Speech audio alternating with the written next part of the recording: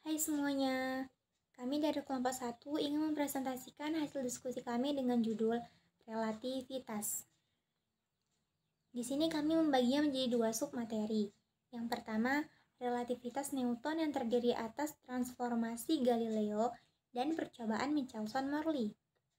Yang kedua, teori relativitas Einstein yang meliputi transformasi Lorentz, massa, momentum, dan energi relativistik, serta kesetaraan massa dan energi. Relativitas Newton. Suatu benda dikatakan bergerak apabila kedudukan benda itu berubah terhadap kedudukan tertentu. Untuk menyatakan benda itu bergerak, kita harus menentukan suatu titik acuan atau kerangka acuan yang digunakan sebagai patokan. Sebagai contoh, Hasan pergi ke Jakarta dengan naik kereta api. Menurut pengamat yang berdiri diam di stasiun mengatakan Hasan itu bergerak. Sedangkan menurut pengamat yang duduk di sebelah Hasan di dalam kereta itu mengatakan Hasan itu diam, tidak bergerak. Jadi, dalam hal ini Hasan dapat dikatakan diam atau bergerak tergantung pada titik acuan atau kerangka acuan yang dipakai. Apabila kerangka acuan adalah stasiun, maka Hasan dikatakan bergerak. Tetapi, jika kerangka acuan yang digunakan adalah kereta api, maka Hasan dikatakan diam. Pada relativitas Newton ini, semua besaran akan sama saat diukur oleh pengamat yang diam maupun yang bergerak. Besaran yang berubah hanyalah kecepatan relatif dan berlaku persamaan sebagai berikut. Vx aksen sama dengan V dikurang Vx, di mana Vx aksen adalah kecepatan relatif benda terhadap pengamat bergerak. Vx adalah kecepatan relatif benda terhadap pengamat diam. Dan V adalah kecepatan pengamat bergerak terhadap pengamat diam.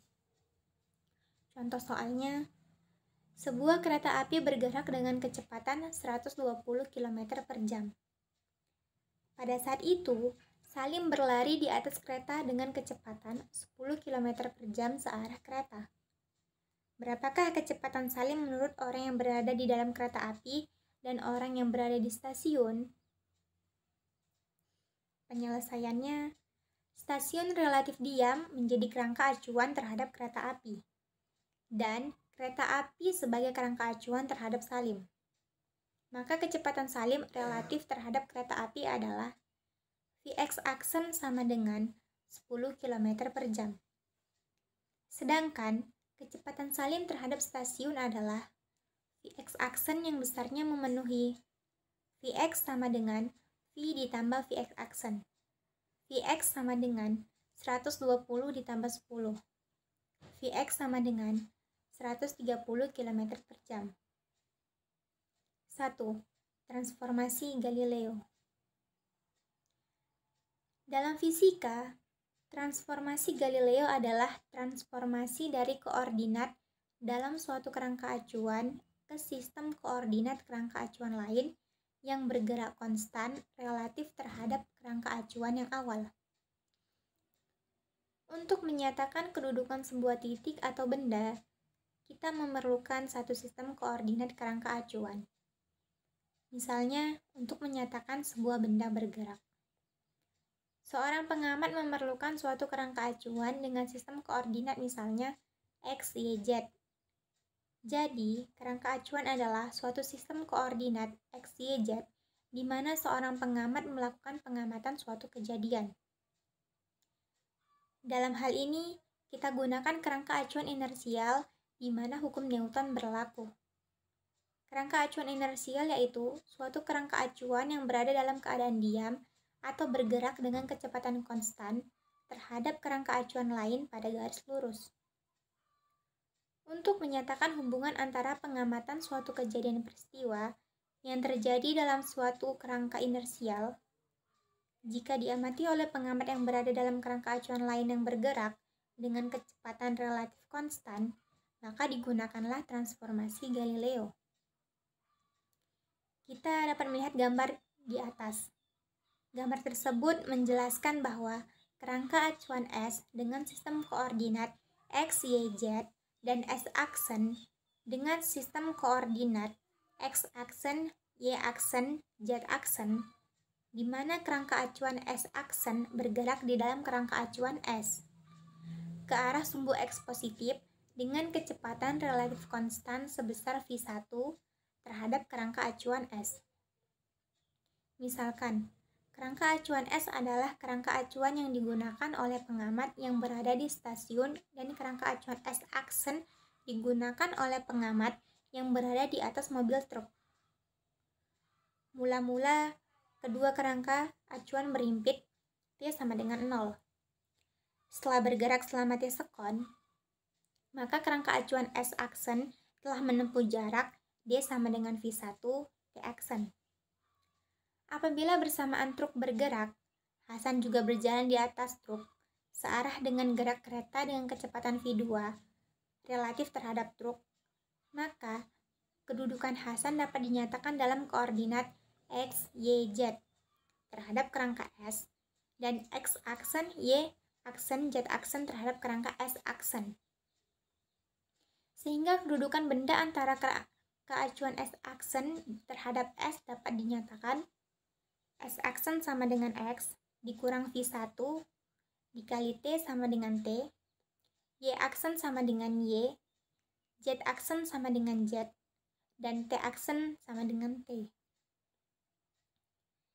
Kecepatan Hasan berjalan menuju pengamat yang berada di S dan S-aksen dapat ditentukan menurut transformasi Galileo sebagai berikut.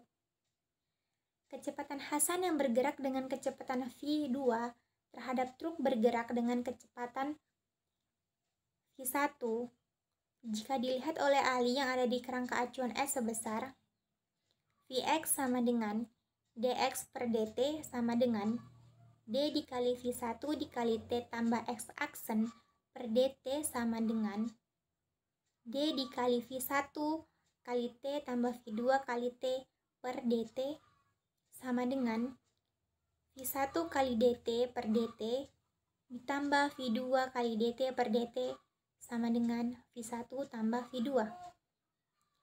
Persamaan ini merupakan penjumlahan kecepatan transformasi Galileo.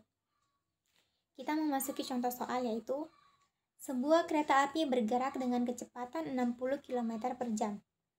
Seorang penumpang berjalan dalam kereta dengan kecepatan 6 km per jam searah dengan kereta. Berapa kecepatan penumpang tersebut terhadap orang yang diam di tepi rel? Penyelesaiannya V1 sama dengan 60 km per jam atau kecepatan kereta relatif terhadap orang yang diam di tepi rel. V2-nya 6 km per jam, yaitu kecepatan penumpang relatif terhadap kereta api. Dan Vx-nya adalah V1 tambah V2 sama dengan 60 km per jam ditambah 6 km per jam sama dengan 66 km per jam. 2. Percobaan Michelson-Morley. Percobaan Michelson dan Morley diawali pada tahun 1887. Albert Michelson dan Edward Morley melakukan suatu percobaan untuk mengukur kecepatan bumi dengan ether, yaitu suatu medium hipotetik yang dahulu diyakini untuk membantu perambatan radiasi elektromagnetik. Dengan menggunakan interferometer Michelson, mereka berharap dapat mengamati suatu pergeseran pada pita interferensi yang terbentuk saat alat diputar 90 derajat. Untuk menunjukkan bahwa laju cahaya yang diukur pada arah rotasi bumi atau arah lintasan orbit berbeda dengan laju arah 90 derajat terhadap arah rotasi. Di sini kita dapat melihat foto dari Michelson dan Morley. Michelson dan Morley ini adalah perintis yang menggunakan contoh sederhana untuk mengukur kecepatan aliran ether bila memang ether itu ada. Di sini kita dapat melihat skema percobaan interferometer Michelson. Kita anggap interferometer tersebut diarahkan sedemikian rupa sehingga berkas yang mengenai cermin M1 berada di dalam gerak bumi yang dikitaikan. Berkas yang memantul dari pembagi berkas dan mengenai cermin M2 bergerak dengan kecepatan tertentu atau relatif terhadap bumi yang tegak lurus terhadap kecepatan bumi. Kedua sinar dari cermin M1 dan M2 sampai pada pengamat. Jika ada ether yang bergerak dengan kelajuan V, maka akan timbul perbedaan waktu sebesar delta T sama dengan L dikali V kuadrat per C kuadrat, di mana C menyatakan kecepatan cahaya.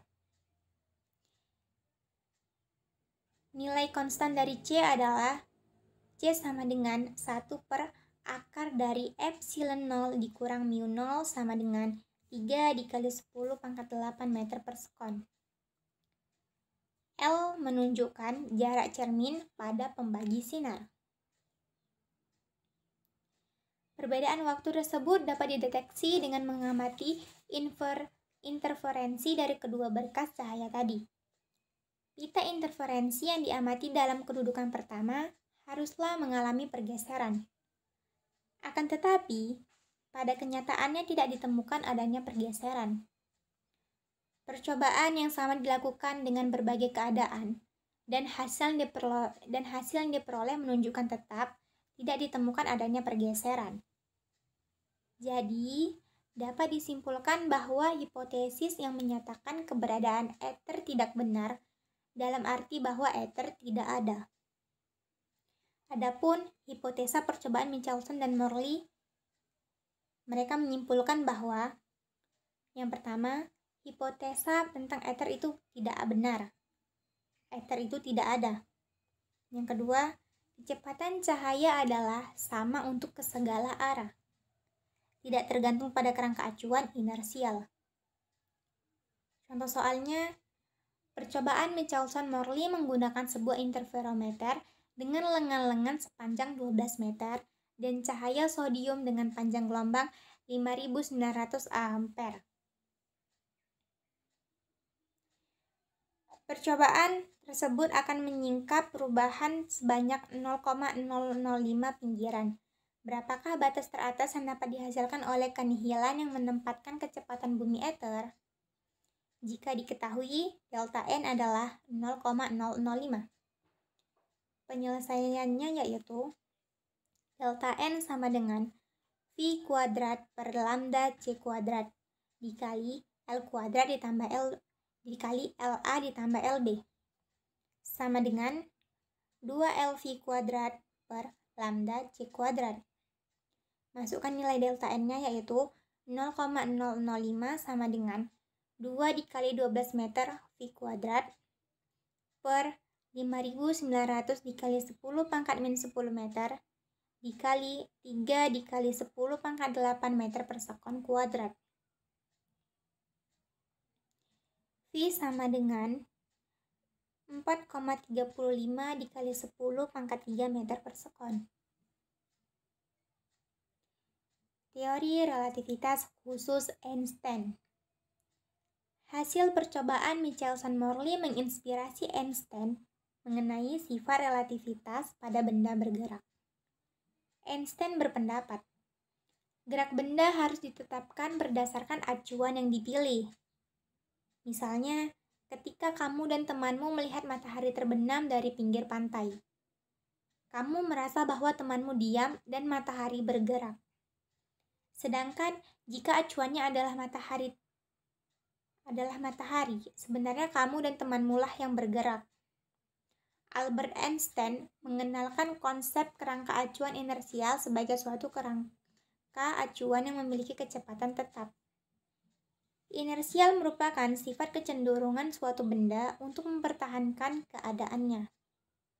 Sifat relativitas ini kemudian dikenal sebagai teori relativitas khusus Einstein. Teori relativitas khusus Einstein mengemukakan dua postulat dengan beberapa ketentuan, yaitu postulat pertama yang berbunyi prinsip relativitas yang pertama, yakni hukum fisika memiliki bentuk yang sama pada semua kerangka acuan inersial. Postulat yang kedua berbunyi laju cahaya bersifat konstan atau invarian. Di dalam ruang hampa, kecepatan cahaya ke segala arah sama besar untuk semua kerangka acuan inersial. Kedua postulat Albert Einstein tersebut melahirkan beberapa konsekuensi pada besaran fisika dan peristiwa tertentu, yaitu dilatasi waktu, kontraksi panjang, dan kesetaraan massa dan energi. 1. Transformasi Lorentz. Pada transformasi Galileo telah dikemukakan bahwa selang waktu pengamatan terhadap suatu peristiwa yang diamati oleh pengamat yang diam dengan pengamat yang relatif bergerak terhadap peristiwa adalah sama, yaitu T sama dengan T aksen. Hal ini yang menurut Einstein tidak benar.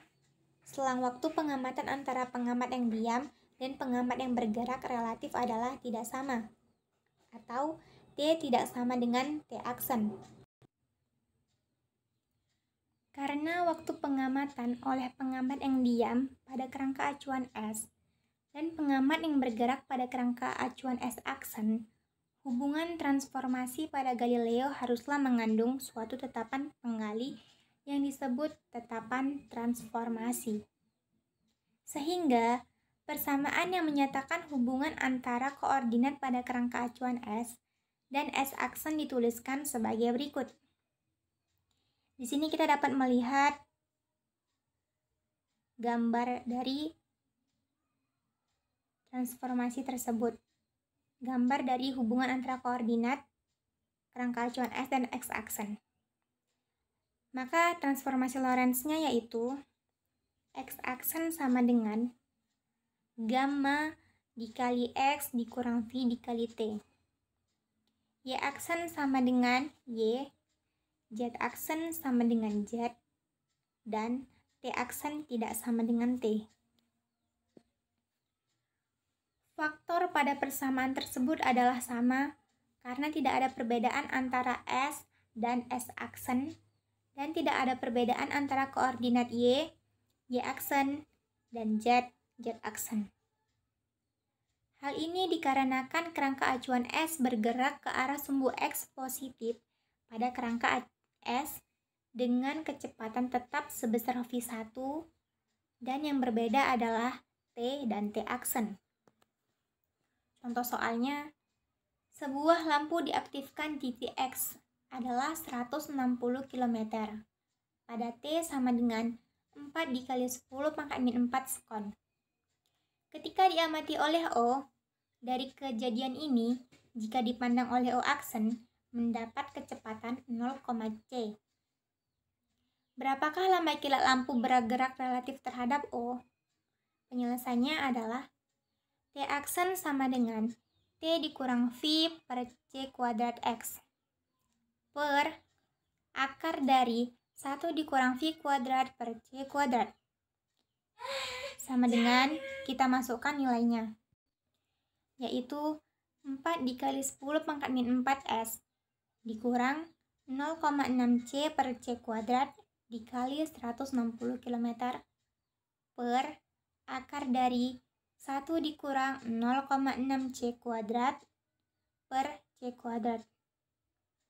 T aksen sama dengan 4 kali 10 pangkat min 4S dikurang 0,6 dikali 160 meter per 3 dikali 10 pangkat 5 km per sekon dibagi akar dari 1 dikurang 0,36 C kuadrat per C kuadrat.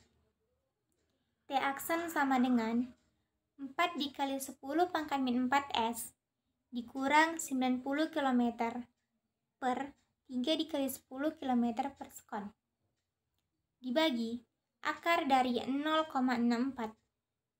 T aksen sama dengan 4 dikali 10 pangkat min 4S dikurang 3 dikali 10 pangkat min 4S per 0,8. T aksen sama dengan 1 dikali 10 pangkat min 4S per 0,8 dan hasilnya adalah 1,25 dikali 10 pangkat min 4S. 2. Massa, momentum, dan energi relativistik. Massa relativistik. Untuk gerakan-gerakan benda dengan kecepatan relatif kecil, tidak terjadi perubahan massa. Perubahan itu baru tampak jika kecepatannya mendekati kecepatan cahaya. Oleh Einstein, hubungan massa diam dan massa bergerak yang ditinjau oleh pengamat dirumuskan sebagai berikut. M sama dengan M0 per akar dari 1 dikurang V kuadrat per C kuadrat. Di mana M0 sama dengan massa diam dengan satuan M. M adalah massa yang dilihat pengamat pada gerakan relatif terhadap objek dengan satuan M. V adalah kecepatan relatif antara pengamat dan benda bergerak dengan satuan meter per sekon. Dan C adalah kecepatan cahaya dengan satuan meter per sekon. Contoh soalnya yaitu, sebuah partikel dalam diam memiliki massa 100 gram. Berapakah massanya jika partikel tersebut bergerak dengan kecepatan sebesar 0,6 C? Penyelesaiannya, di sini diketahui M0-nya sebesar 100 gram, V-nya 0,6 C, dan yang ditanyakan adalah M. Maka kita jawab M sama dengan M0 per 1 akar M0 per akar dari 1 dikurang V kuadrat per C kuadrat. M sama dengan 100 per akar dari 1 dikurang 0,6 C kuadrat per C kuadrat. M sama dengan 100 per akar dari 1 dikurang 0,36 C kuadrat per C kuadrat. M sama dengan 100 per akar dari 1 dikurang 0,36. M sama dengan 100 per akar dari 0,64. Sama dengan 100 per 0,8. Dan hasilnya adalah 125 gram. Momentum relativistik. Anda telah mengetahui bahwa besar momentum suatu benda bermassa M yang sedang bergerak dengan kelajuan V diberikan sebagai P sama dengan M kali V. Untuk benda yang bergerak dengan kecepatan relativistik, maka momentumnya adalah momentum relativistik. Besar momentum relativistik P diperoleh dari persamaan P sama dengan M kali F. P sama dengan M dikali V dengan memasukkan M sebagai massa. Relativistiknya yaitu M sama dengan M0 per akar dari 1 dikurang V kuadrat per C kuadrat. Jadi persamaan momentum relativistiknya adalah P sama dengan M0 dikali V per akar dari 1 dikurang V kuadrat per C kuadrat. Contoh soalnya, sebuah partikel bermassa 5 gram bergerak dengan kecepatan 0,8 C terhadap pengamat di laboratorium. Hitunglah momentum partikel tersebut. Penyelesaiannya, pada soal tersebut diketahui M0 sebesar 5 gram atau 0,05 kg, V 0,8 C, dan kecepatan konstan dari C adalah 3 dikali 10 pangkat 8 meter per sekon. Kita jawab P sama dengan M0 dikali V per akar dari 1 dikurang V kuadrat per C kuadrat.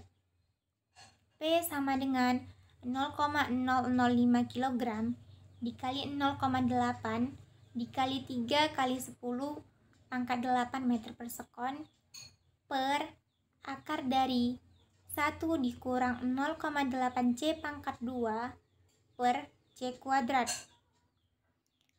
P sama dengan 1,2 dikali 10 pangkat 6 kg meter per sekon per akar dari 1 dikurang 0,64 sama dengan 1,2 dikali 10 pangkat 6 kg meter per sekon per akar dari 0,36 sama dengan 1,2 dikali 10 pangkat 6 kg meter per sekon per 0,6, dan hasilnya adalah 2 dikali 10 pangkat 6 kg meter per sekon.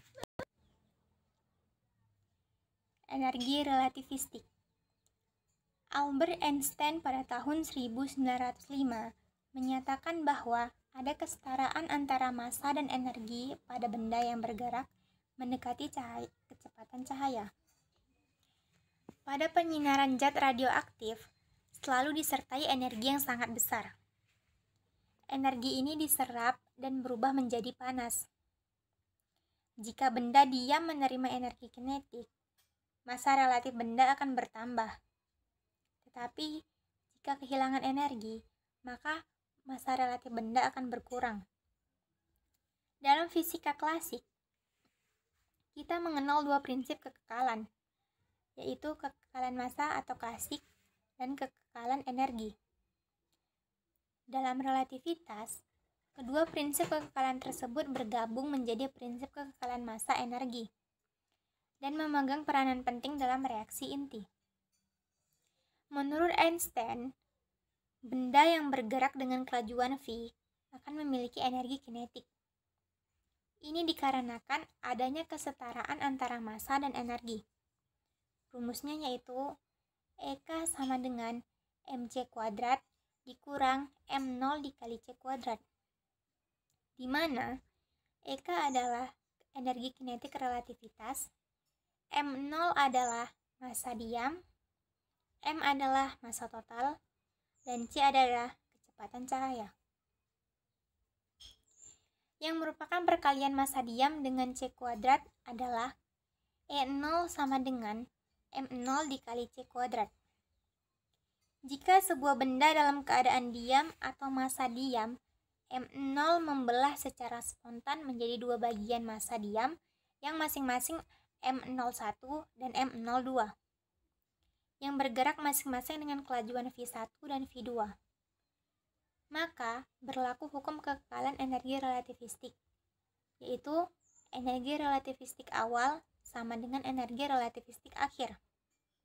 Rumusnya adalah mc kuadrat sama dengan gamma m0 c kuadrat, dengan gamma sama dengan 1 per akar dari 1 dikurang v kuadrat per c kuadrat. Contoh soalnya, sebuah proton bergerak dengan kecepatan 0,8 c. Hitunglah energi diam dan energi total proton tersebut. Penyelesaian. Kecepatan gerak proton V sama dengan 0,8 c. V per c sama dengan 0,8. Gamma sama dengan 1 per akar dari 1 dikurang V per c pangkat 2 sama dengan 1 per akar dari 1 dikurang 0,8 pangkat 2 dan hasilnya 10 per 6. Energi protonnya adalah E0 sama dengan M0 dikali C kuadrat. Kita masukkan nilainya. 1,6 dikali 10 pangkat min 27 dikali 3 kali 10 pangkat 8 dikali 2 joule sama dengan 14,4 dikali 10 pangkat min 11 joule sama dengan 14,4 dikali 10 pangkat min 11 per 1,6 dikali 10 pangkat min 16. E0-nya adalah 9 dikali 10 pangkat 8 EF sama dengan 900 MEF. Energi totalnya adalah E sama dengan gamma dikali E0 sama dengan nilai dari gammanya 10 per 6 dikali 900 di MEF. Dan hasilnya adalah 1500 MEF. Ketiga, kesetaraan massa dan energi.